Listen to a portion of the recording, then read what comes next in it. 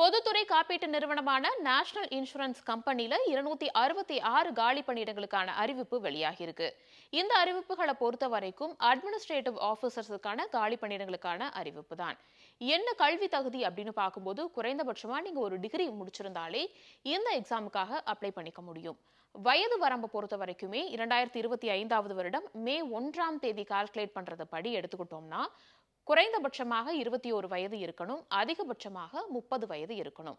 சில பிரிவினருக்கு வயது வரம்புல தளர்வுகளும் கொடுக்கப்பட்டிருக்கு. அதாவது age relaxation. SC, ST, OBC, மாற்றுத்திறனாளிகள் மற்றும் சில பிரிவினர்களுக்கு 5 வருடம், 10 வருடம் அப்படின்னு பிரிவினருக்கு ஏத்த மாதிரி வயது வரம்புல தளர்வுகள் கொடுக்கப்பட்டிருக்கு. எப்போ அப்ளை பண்ண முடியும்? கடைசி தேதி என்ன அப்படின்னு பார்க்கும்போது ஜூலை 3ஆம் தேதி தான் ஆன்லைன்ல அப்ளை பண்றதற்கான கடைசி தேதி.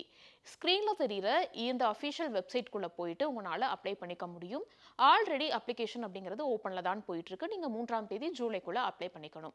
2 கட்டமாக தேர்வுகள் ஆன்லைன் வாயிலாக நடைபெறும். முதற்கட்ட ஆன்லைன் எக்ஸாமை பொறுத்த வரைக்குமே ஜூலை 20 இந்த வருடம் 2025 வருடம் அப்படிங்கிற தேதி தான் இப்ப கொடுக்கப்பட்டிருக்கு. 2வது கட்ட ஆன்லைன் எக்ஸாமை பொறுத்த வரைக்கும் ஆகஸ்ட் 31 அந்த தேதிகளை ஒட்டி நடைபெறலாம்.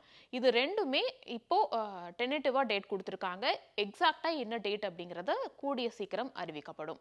ஏற்கனவே கவர்மெண்ட் எக்ஸாமுக்கு ரெடி ஆகிட்டு இருக்கக்கூடியவங்களுக்கு இது ரொம்ப ஈஸியாகவே இருக்கும் இந்த எக்ஸாமை கிளியர் பண்றது.